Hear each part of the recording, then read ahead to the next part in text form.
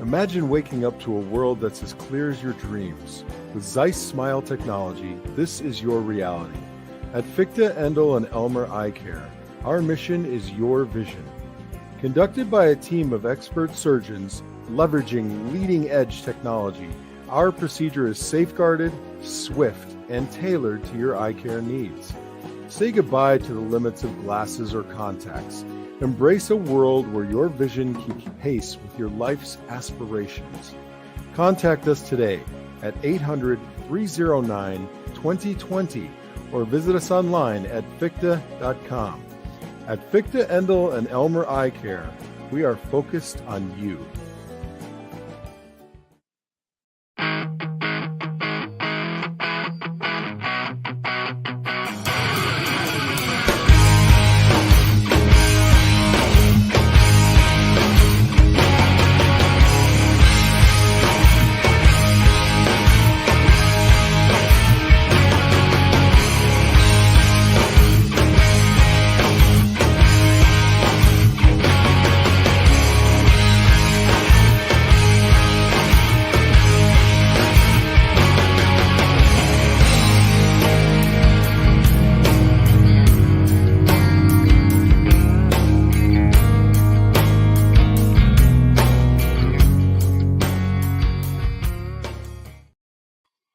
What is going on, ladies and gentlemen? It's your boy Jay Spence the King, and y'all know what it is. It's Wednesday. That means it is Hump Day. It is Hump Day Hotline. My man Joe Miller is not joining me this week because he is across the pond. He's out there with hopefully a bunch of Bills fans getting ready to enjoy Sunday's matchup between the Buffalo Bills and the Jacksonville Jaguars out in London. And I'm telling you, it's going to be a good game. I'm hoping that it's going to be a good game at least.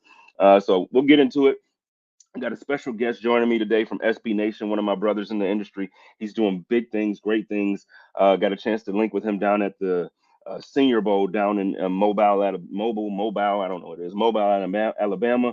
Had a great time down there this year. So we're gonna talk about that game. We're gonna talk about this past week's game with the Jaguars, and we'll also talk about it for the Bills, both the previous games, to kind of see what both teams can look forward to going into this game.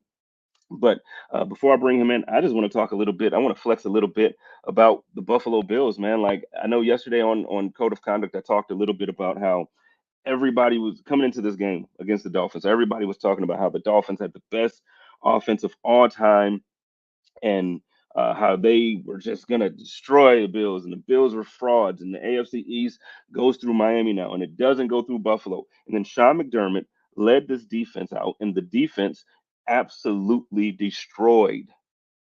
Now, you can say, Spence, it wasn't quite a destroying because they still scored 20 points.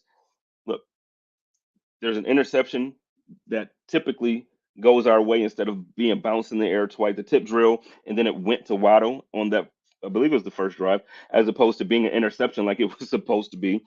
7 points given up there. Um, we left points on the field a couple times. I'm not saying that in a way to critique Josh or anybody. The offense looked amazing. We scored 40. What did we score? 42 points on, or 41 points on offense. I'm not mad about the offense one bit, not one bit. So I'm not complaining. But what I'm saying is that defense is phenomenal. And I know I joked a bit on Twitter this week, or X, whatever you want to call it. And I'm like, we have the best defensive coordinator in the league. Am I joking? If you look around the NFL, there are some defenses that are playing well. The Jets, obviously, amazing every year. I hate how well they play on defense because it makes it tough for me to not root for them. And they're in our division, and I hate them.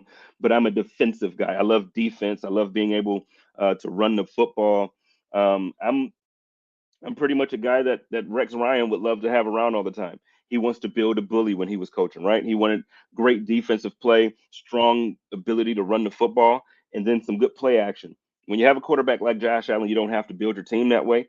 But I'm thinking that this year is exactly the type of team that somebody like Rex Ryan would love. This defense is fast, it's aggressive, it's phenomenal, and it gets to the quarterback. They cause turnovers. Their hands are always up. Great team. And then on offense, Now you bring in the running backs that we brought in during the offseason to go with James Cook. The Buffalo Bills can run the ball whenever they feel like it, and it doesn't have to be Josh Allen.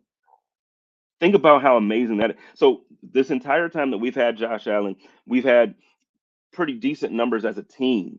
We've led in certain areas, and we've been like top five, top 10 units as a team for running stats. But then you take out Josh Allen's 800 yards or 600 yards for the season, and it drops the team dramatically. This year, that won't be the case. This season, if Josh Allen gets to 400 yards rushing, that's a surprise. That's a surprise, just based on how the games are going right now. Like last year, you can look at how what did he have last year? I'm sure somebody in the comments there will help me. But right now, if you're looking at his rushing for the season, he has one game, two games over 30 yards. So the Jets, he had 36 yards rushing, and Washington, he had 46 yards rushing. Otherwise, 7 yards against the Raiders, and then 17 yards against the Dolphins. That's not the Josh Allen we know. Like typically, from before, we've seen Josh Allen, he's scrambling all game. He's giving you 60 yards, 70 yards rushing. And I can pull up plenty of games where he's done that. Now you can tell he's taking that check down every time. I love that. I love what the offense is bringing. Ken Dorsey, I beat you up before.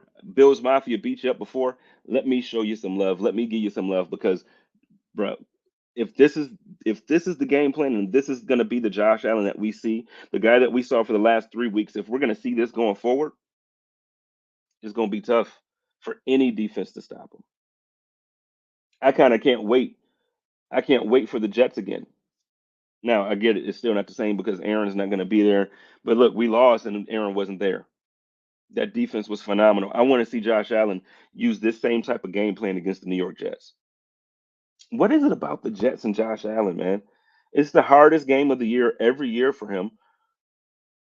He forces things. He has to fight for everything against the Jets.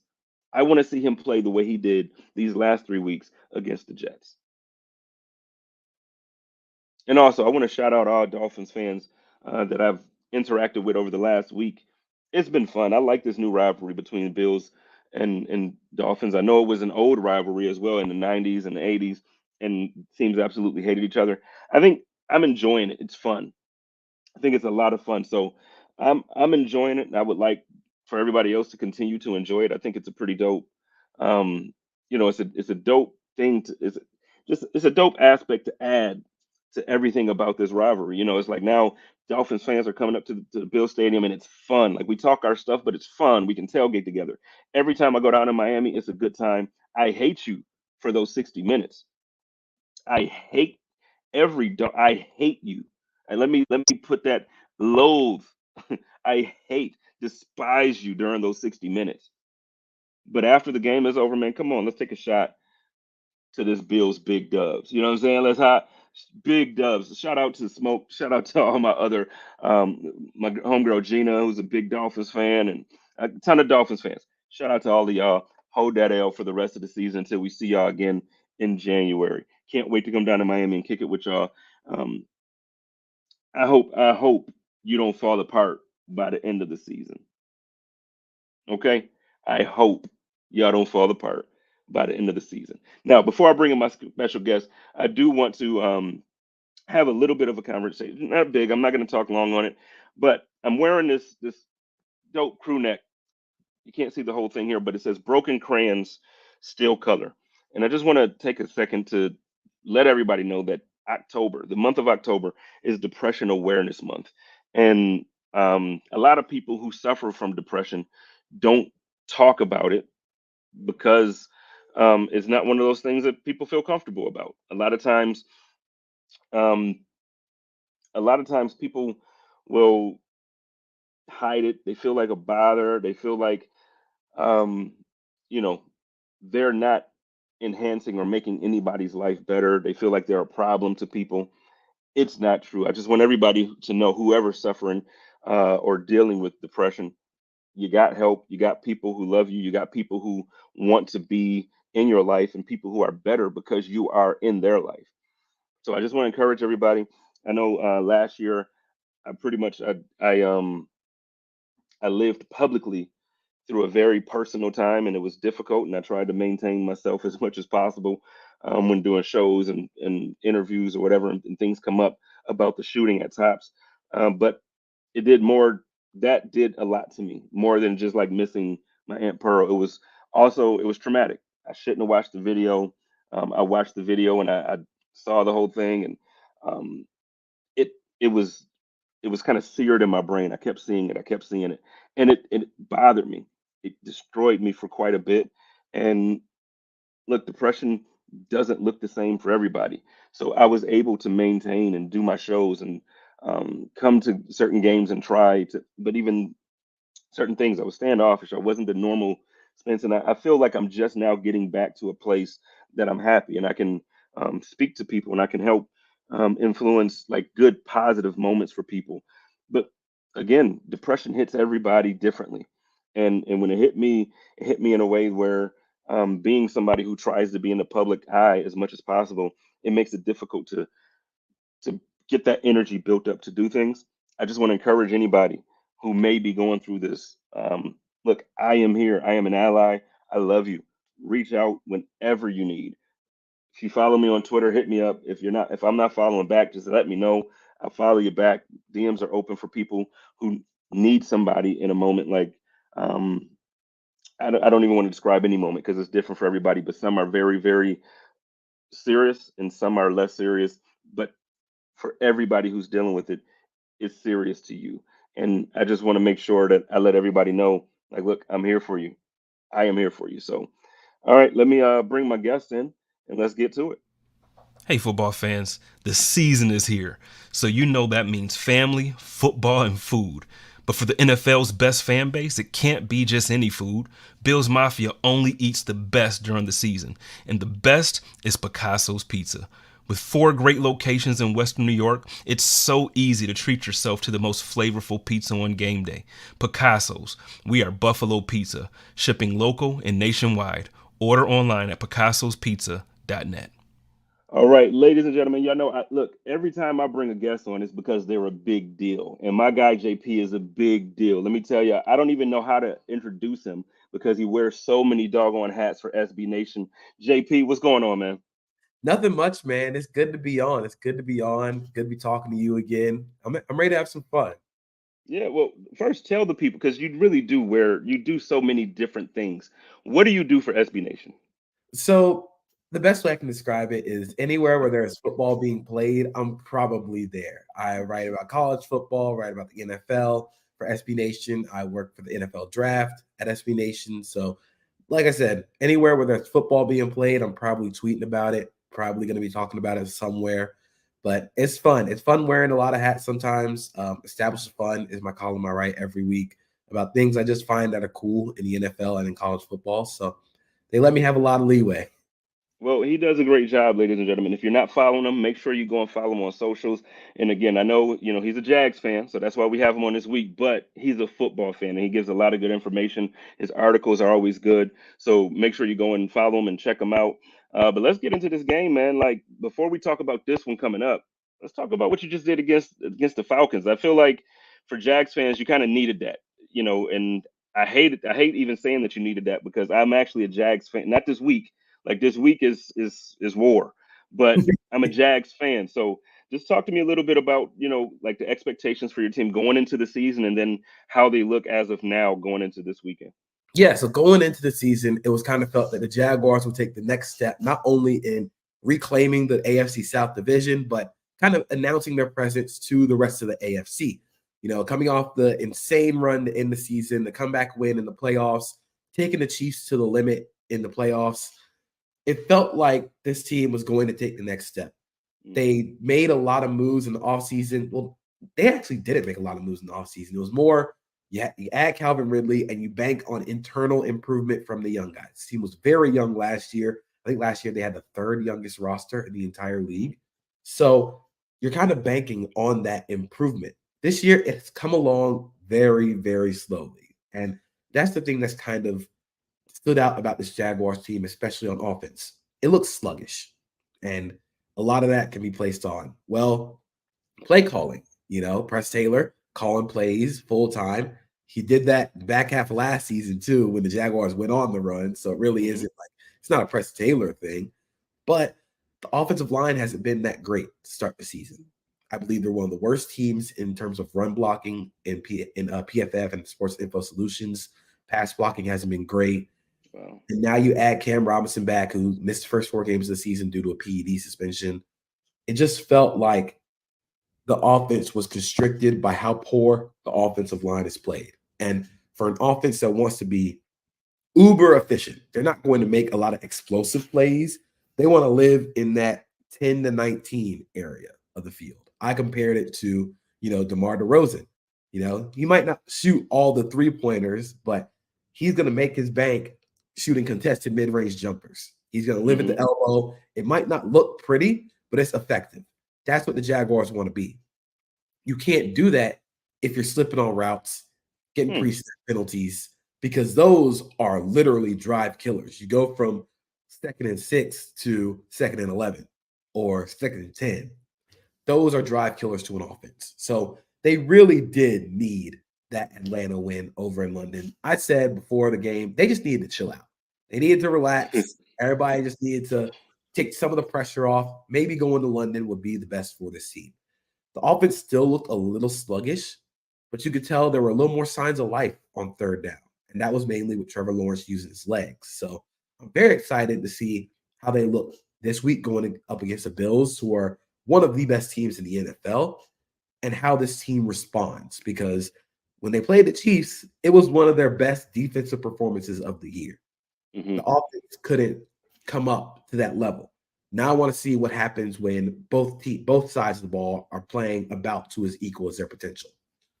Okay, now one of the things that you mentioned there that I want to follow up on. So you mentioned that the expectation for the team, or not the expectation, but the way they want to move the ball is they don't really want the explosive play besides here or there, but they want to be efficient and almost methodical. It sounds like you're saying they just want to go right down the field and get those not huge chunk, but just take what the defense gives you and move right down the field.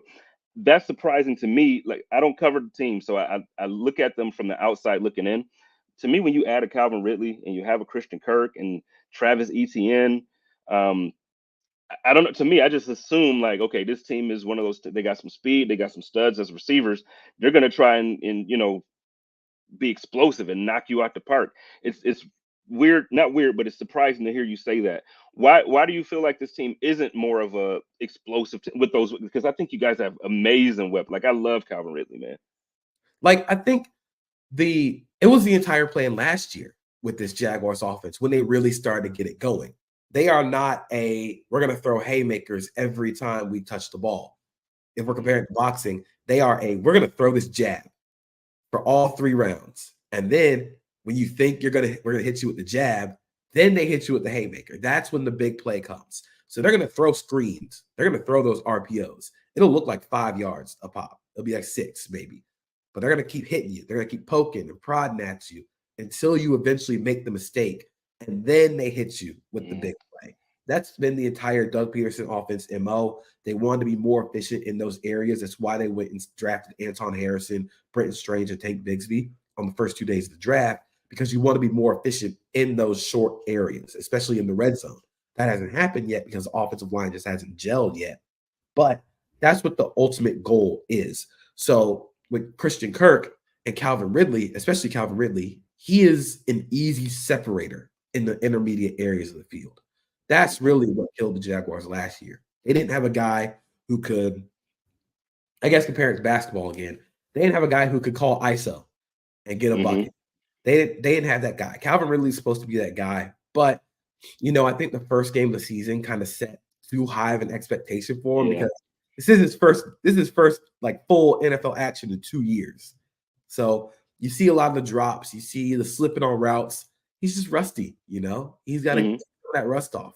It might take him a while because, again, hasn't played in 2 years, but eventually he'll get it back. I think in the meantime, they're going to get more Christian Kirk, Evan Ingram targets. Travis Etienne has played really, really good.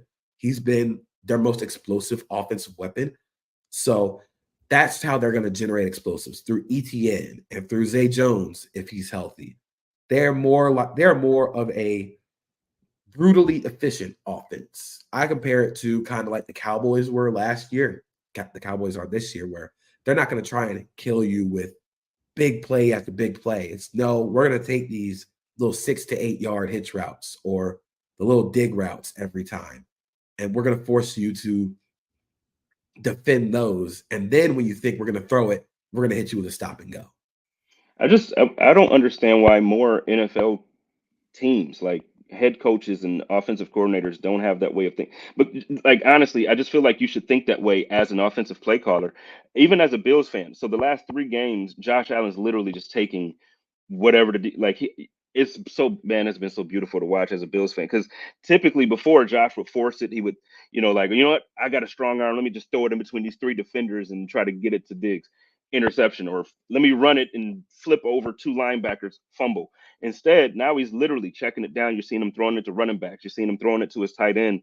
And the more that these guys take literally what the defense is giving them, the more impressive they look. Like, I feel like Josh could be MVP every year if he literally just took what the defense gives him. So when you're saying that about this team, one of the things that I just mentioned, that I love Calvin Ridley. I'm actually really impressed and proud of who Zay Jones has become as a receiver too. I think he's become very dependable for Lawrence. When he was in Buffalo, granted he was a rookie, second-year player, but when he was in Buffalo, he had a lot of issues with creating the separation. He drops and just not really fighting for the ball. He's made a ton of improvements. Talk to me a little bit about how you feel about Zay Jones as a role player on that team. So Zay Jones is one of my favorite players on the team, mainly because it feels like a big play every time he touches the ball. When he gets the ball, it's either a touchdown or it's a big play. It is Mhm. when Trevor Lawrence is in the red zone, they run this play all the time where it's like a super mesh where they have 2 receivers running one way and then Zay Jones coming out the back door the other way. That's the 4th and 1 where Trevor Lawrence got sacked against Atlanta. That play is normally going to Zay Jones, but Zay didn't play, so Tim Jones took his spot, Mhm. didn't run the route the right way. Trevor Lawrence gets sacked. That's who he's looking for in the red zone. That is his guy. I think the development of Zay Jones into being a legit, like, basically wide receiver 3, like a high level wide receiver 3 in this offense, is really fun. He has a defined role in this team as kind of the field stretcher, along Mhm. with Evan Ingram, Travis Etienne, and allows Christian Kirk and Calvin Ridley to kind of operate in these middle of the field areas where they work the best. So I love Zay Jones. I love what he brings to this team. And you can tell when he's not in the game, the offense loses that verticality. I love that for him, man. Because, like I said, in Buffalo, he had such a rough go, and the fan base was so hard on him. And it was one of those things where we drafted him high, so he was a second-round draft pick. So everybody had these expectations, and at the time, obviously, then you draft Josh Allen, so it's like, okay, we got a young receiver to go with this young quarterback. He's gonna be the guy. But I think sometimes it's okay to admit, and it's not a bad thing to say, and I don't. I hope people don't take it like I'm dissing Zay here. But sometimes, like, it's okay to say, no, this guy is an amazing wide receiver 3. It like, I don't know why people get offended when somebody isn't, when you're like, he's not a wide receiver 1. It's not a bad thing. Like, you need a backup quarterback every team too. Like, it's not a bad thing to say this man isn't a starter, but he's one of the best 64 quarterbacks in the country. I just don't understand when people get offended by that. So I love this for Zay Jones, man. Yeah, wide receiver 3s get paid well. Zay Jones Yeah. got paid $24 million by the Jaguars in the last offseason. That gets you a lot of money in the NFL. And Zay Jones has been really fun to watch. I love the defined roles that he has on this team. And it's like a guy like Evan Ingram who comes in and Doug Pearson Yep. finds a use for him instead of, running him. He's very fast, but on the Giants, he was always run fast down the field. Everybody knew what he was going to do because he's only running fast one way. Now with the Jaguars, they have him running more shallow routes and crossers where you can get him running away from people this way, so we can Mhm. use that ability after the catch instead of, just turning into making him basically a deep threat. That's how you get more explosion in the offense. You have guys who can beat you both vertically in Jones, horizontally in Ingram, And then you have the in-between guys in Ridley and Kirk. So they have defined roles. It's just the execution just hasn't been there yet. Well, let's get into this matchup then. So we just saw the Bills win in a, for me, a very satisfying way, 48-20 against the Miami Dolphins. Shout out to the Dolphins fans. Take that L and hold that for the rest of the season until January. So shout out to my Bills. So you're talking about a team that is just as impressive offensively as they are defensively. And we're coming across the pond and face you guys as a Jaguar. So say you're a defensive coordinator. After watching the last 3 weeks, now, week one is like Josh Allen's throwing the ball away, giving it away. Cool. We want that, Josh, if you're on defense. But now looking at the last 3 weeks, he looks to be in the MVP conversation again. He looks to be one of those guys that looks poised. He's not turning the ball over. He's efficient. As a defensive coordinator, what are you saying to your team this week preparing for this game? So if I'm a defensive coordinator, especially a Jaguars defensive coordinator, Mike Caldwell, and this is sort of my philosophy as someone who watches football, I'm going to force the issue. I don't want to be a reactionary defense. I want to force you into making decisions. With Josh Allen, I think the best way to get him flustered is forcing him to think quicker or slowing down his process. So that's not just, rotating a safety post snap. That's not exactly what I'm talking about. What I'm talking about is bringing guys up on the line of scrimmage and then dropping them, or it's having somebody that's off the line of scrimmage come and blitz. Make his thinking go, oh, nobody's there. I'm good. Oh, snap. There's a guy coming free. I have to do something here. And Josh Allen goes haywire. You want to speed up his process, make him think that he has to do it all by himself. That's what happened against the Jets. The run game wasn't really working because the Jets defensive line is awesome. And then he thinks he has to do it all by himself, and he throws 3 balls into double coverage. So with the Jaguars especially, they're one of the best teams in the NFL at defending the run. They are built to defend the run. Mike Caldwell comes from the Todd Bowles Tampa Bay defense, where they want to live in base personnel, which is 3 defensive linemen and then Josh Allen, Trevon Walker, and then both linebackers on the field. If they can live there, they feel like they can win the game because they have you beat stopping the run. They are Foley Fatukasi. Trevon Walker is one of the best edge rushers in the NFL at defending the run. The pass game, that is an entirely different conversation, but against the run, he is one of the best in the NFL. They are built to force you into second and long, third and long, and then they'll get into their creative pressure looks, where they'll show Rayshawn Jenkins at the line of scrimmage, and then next thing you know, Rayshawn Jenkins is hauling ass back down the middle of the field as the middle runner in Tampa 2. That's how they want to force the issue. We talk a lot about changing the picture for defenses, especially in the secondary with rotating post snap, but changing the picture up front is just as important. And that's where I think you can beat Josh Allen. Change the picture up front. Make him think that there's immediate pressure coming. So now he's starting to go a little haywire. The brain is starting to think a little faster. And that's how you get to him. So I'm a force the issue, force him to make those snap decisions. Don't let him sit back there and have time to decipher the defense.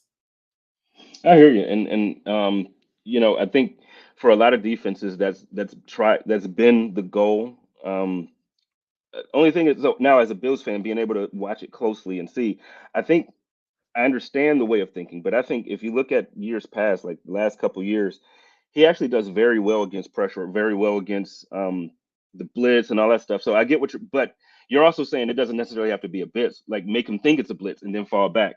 I just, if I was a Jaguars coordinator, I think my concern would be, at least me, I wouldn't try to really focus on the run this week as much. I know the Bills this season, we look better with James Cook. Damian Harris looks good. Like we're looking a lot better as a running team. But I honest to God, I think if you guys try and like just stop the run and then hope that Josh Allen is making big mistakes, if he looks like he does the last 3 weeks, I don't see it going in the Jaguars' favor. Now, on the other side of it, I think if I was the Jags coordinator, if you're able to kind of shut down those little windows, because it seems like now Josh is getting really comfortable with, like I said, he's taking those check downs, and if you guys can kind of like make sure that you keep everything in front of you, and don't let things get, you just got to get off the field. If you can keep, then I think that's the way to do it. The run game has been impressive because I think teams are so scared of Josh right now. Yeah, and I think for the Jaguars, especially up front, they are very good on early downs. I think they're one of the top 5 defenses in the league on early downs. Okay. It's late downs where they have the problem, and that's because they cannot win with 4 defenders rushing the passer.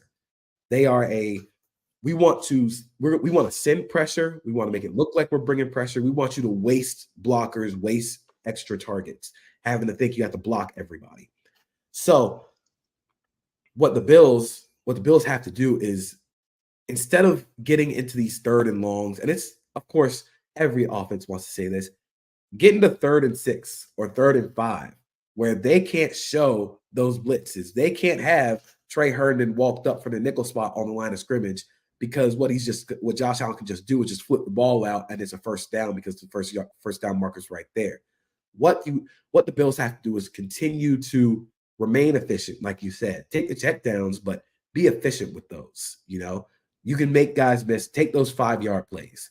I think that's what the Jaguars want you to think and be like, hey, we're gonna let them have those check downs, but then we're gonna tackle, and we're gonna force them into 2nd and long, 3rd and long. But if you take those 5-yard plays and you get them into like 3rd and 4, 3rd and 5, they can't win with 4. So Josh Allen on the Jaguar side is their really only true winner as a pass rusher. So they have to blitz. They have to, and the thing that you mentioned about 3rd down is interesting to me, with them not being able to get off the field on defense. The last 3 weeks, the Bills are actually league leading in the last 3 weeks at 55.26% on 3rd down conversion. So, Bills fans listening to this, that's something that you should probably keep an eye on for the game. It's going to be strength versus weakness in a way, according to what JP is saying here. That the Jaguars defensively, they struggle on 3rd, and Bills fans, you know what that's like. Like, yeah, this year not as much. Like, it's been so much fun to watch so far, but there'll be a ton of times in years past where it seems like 1st and 2nd down, we're doing it, and then 3rd down, and it's like we had this bend but don't break mentality, where it's kind of like we just kind of let teams go up and down the field between the 20s, and we just stop them once they get to the red zone. But it's frustrating as a Bills fan when it's like, yo, I don't even want y'all giving up. Get off the doggone field, man. Get off the damn field. So I'm sure that's frustrating. But let's go ahead and transition, then let's get to it. Everybody knows what time this is. It is 3rd down in this segment. If you're a Hump Day Hotline listener, if you listen to us every week, then you know that we always do our stat line for Josh Allen and our prediction for the score for the game. This week, since JP is my special guest, I'm going to take that responsibility away as far as the Josh Allen stat line, but we're going to put Trevor Lawrence stat line on him. So he's going to talk to us a little bit about what his expectations are for Trevor Lawrence, and I'll talk about the Bills stat line for Josh, and then we'll both give a game prediction, and then we'll get on out of here. JP, the floor is yours, man. Talk to me about Trevor.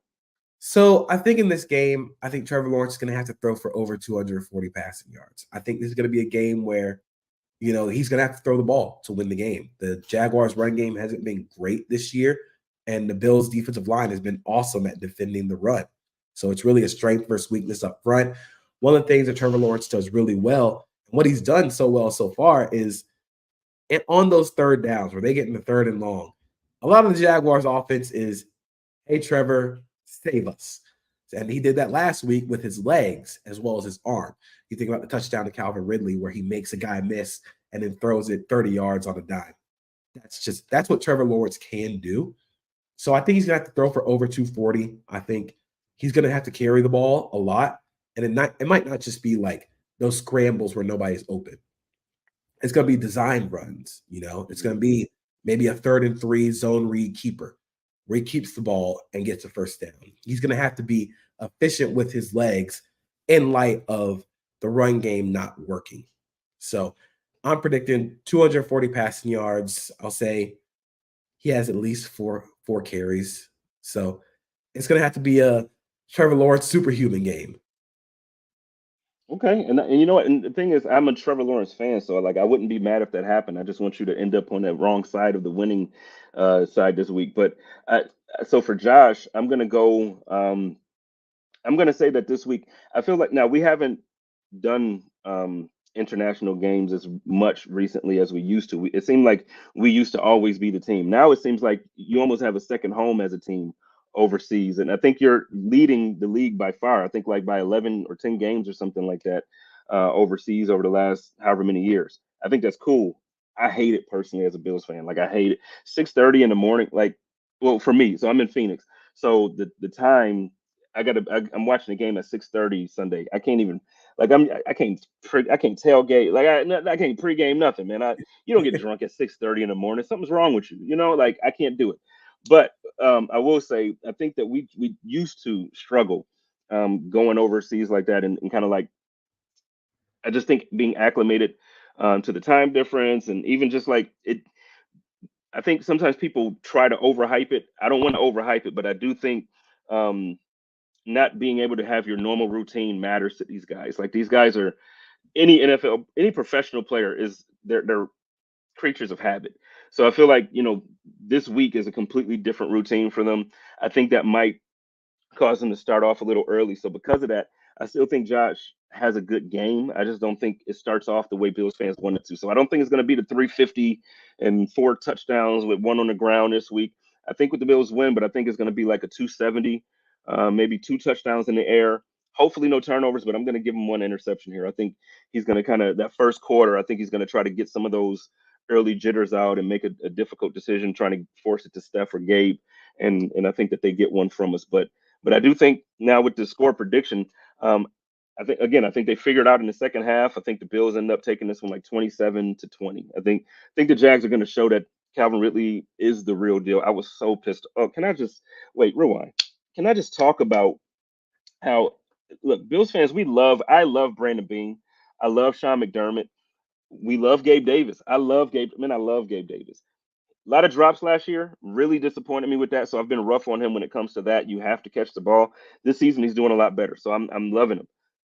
A second round draft pick for Calvin Ridley, who was suspended. So really, it was almost like so last year y'all just kind of like had him in the cut. It was like, yeah, we just got this stash. We good. Come out, offense starts to look great in the second half of the season. Christian Kirk is playing out of his mind. Zay Jones, who we just talked about a minute ago, turns into like a real contributor for an NFL team, and he earns his contract. You got Evan Ingram balling, and then you add Calvin Ridley. Are you kidding me? Could you imagine Josh Allen with Stephon Diggs, Calvin Ridley? It don't even matter if we would have traded Gabe or not, but just could you imagine the three of those guys or just the two of those guys on the same Calvin Ridley for a second round draft pick? It was so funny when that trade went down because Jaguars were, I think, like 3-7 at the time. And I remember tweeting after they made the trade, like, we're on to 2023. I was ready to punt on the season. Hey, I'm cool with whatever happens. Let's see what happens with Calvin Ridley. Then they make the run that they did. And I'm like, oh, now we're adding Calvin Ridley to this? Man, so it's so fun. The reports out of camp are he has been everything that has been advertised. He's still working off the cobwebs. I think that's a very, very real thing, because he hadn't played football in a few years. So I'm ready to see if he can get back that kind of week one look. I'm hoping it comes this week. We'll see. I think I'm excited to see what happens. I'm hoping it doesn't come this week, but I'm with you. Like I want Calvin Ridley to be that guy. I love Calvin Ridley and that. Now, so obviously, so with SB Nation, DraftKings is our main betting sponsor, and we do a lot of good work with them. Shout out to our team over at DraftKings. But I did since it's Calvin Ridley, since we brought it up, how silly or how silly do you think the suspension was? He was suspended for betting on games that he wasn't active in. I'm not. Let me get this out first. I think that betting in the NFL should be banned. I don't think players should be able to bet. I will say that. However, if your official sponsor or your official partner for your entire league and your whole marketing campaign is centered around DraftKings or FanDuel or whoever, and then these guys participate in a game that they don't have a competitive advantage or insider information about, I don't understand why it's a full season. Now, shaving points or throwing the game, kick them out the league. But I should be able to bet on a team that I don't know. Maybe that's just me. How do you feel about it? So the way I feel about it with Calvin Ridley and especially the entire betting thing was you can't bet on NFL games if you're an NFL player. You can't bet on your own team. I understand he was away from the team, but you still have that kind of insider team information. It feels very weird, I mean, when it comes to if you're betting on like non-NFL games, go for it. I have no problem with that. But if you are in the NFL, you can't bet on NFL games. That just doesn't make sense to me. Okay, and like I said, and I understand like the one aspect of it. I think the reason why for me I go back and say it's as stupid is because literally you can't go to an NFL event.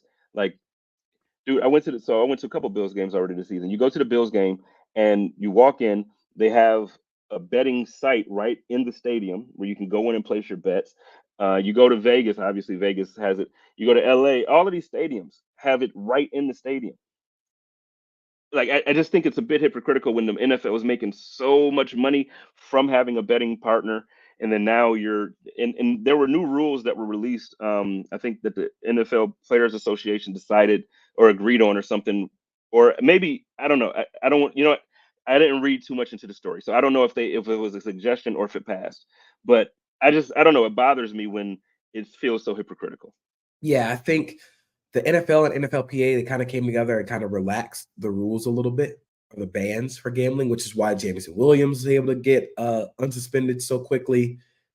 It does feel very hypocritical with the NFL being partnered with gambling sites, but at the same time, it also is kind of odd. Like I'm not gonna say odd, but gambling on your own team with the information that like you have on said team, like it'd be very weird if like if like a player who plays for like the Jaguars bet on the Jaguars to lose. Like, what do you know? Like what information do you know? Like that has to do with like injuries or things that are happening within the behind the scenes that fans or other parts of the NFL like landscape don't know about.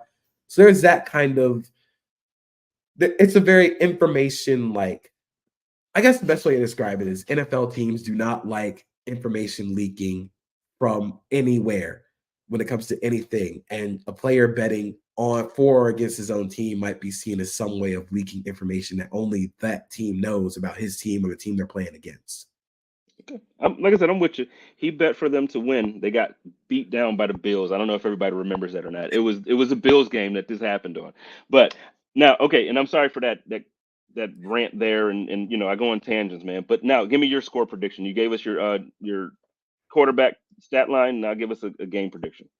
So I'm gonna go with a Bills win. I'm gonna go 30-20. I think the Bills kind of start off a little sluggish. This is gonna be the Jaguars' second game in London this week, so they'll probably come out a whole lot crisper on offense. I think they'll come out to an early lead, but then I just think the Bills' offense has too much. I think the defense is gonna find a way to get home. This is gonna be Cam Robinson's first game back in the NFL lineup. So they're going to bring a lot of pressure. I don't know what's going to happen over at right tackle. Will Anton Harrison keep that spot? What's going to happen at left guard with Tyler Shatley? Will Walker Little play left guard? There's a lot of shuffling along the offensive line that has to happen for an offensive line that hasn't really been that great this season. I feel like that's something that the Bills' defensive line can exploit. They're gonna pull away with a win. Okay, well, that's what we're hoping for in Buffalo, but I agree with you. I think we're pretty close. I said what 27-20 or 28-20. You said 30. So yeah, I think we're in agreement here. It's going to be one of those games where the Bills come out a little sluggish and then they get it together. But I think it's going to be entertaining. I'm looking forward to watching this game. I like both teams. So for the record, for the rest of the season, good luck to you and your guys. Just this weekend, I hope that is nothing, man. I hope you are depressed. I hope that but really good luck this season, man. You got anything you want to plug real quick before we get out of here? No, just establish the fun. Every Friday, I write about things that I find fun in football. So check that out. It's my baby. It is something that I've worked on for the past couple of years at SB Nation. So you should check it out. All right, like I said, make sure you guys go follow him over there on all of his socials. You can see if you're watching him via pod, you can see it or vidcast. I say you should see it on the screen. I'll throw it in the comments or in the description for the pod, so everybody has it there as well. Man, JP, thank you so much, man. Keep doing your thing. Are we doing spaces at any point, like the Thursday spaces that we used to do? Are we doing those anymore? Yeah, we are. I think me and Cole got it fired up. I think we're gonna try for this week again, but it is Bears and Commanders. I don't know if we want to do one for Okay, Bears, well, but let me know we'll when. find Yeah, when it gets jumping, let me know and I'll jump in there. And ladies and gentlemen, y'all know. Wait, before I go, I mentioned it earlier. I want to mention it again. I know you can barely see the shirt, but I'm wearing a shirt. This month is Depression Awareness Month, so I just want to remind everybody that broken crayons still color. So people who are depressed, people who are suffering from these things, are still people, and they still are able to function in life. And sometimes they just think a little differently. Sometimes things. It's just a darker world for them. So let's love each other, take care of each other, and live in peace. And as always, stay positive, test negative, go Bills.